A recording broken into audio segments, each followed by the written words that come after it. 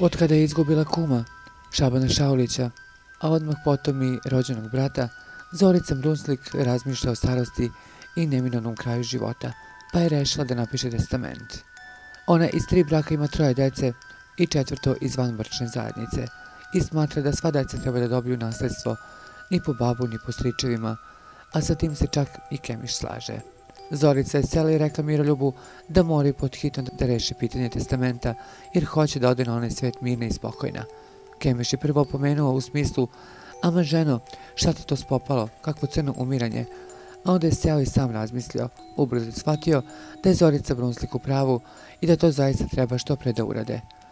Iako su Zorica i Kemiš zajedno u braku najviše stekli i to bi sve trebalo da nasledi njihova zajednička ćerka Zlata, oboje su se složili da sva deca treba da dobiju podjednako. Lepo su popisivali svu ušteđevinu, nekretnine, zlato, umetnine, vredne satove i druge dragocenosti i stavili to na papir. Zorica nije zaboravila ni svoju ćerku Mariju, koja je udata u selu nadomak Obrenovca i sa kojom nije u bliskim odnosima, jer je Marija sama tako odlučila.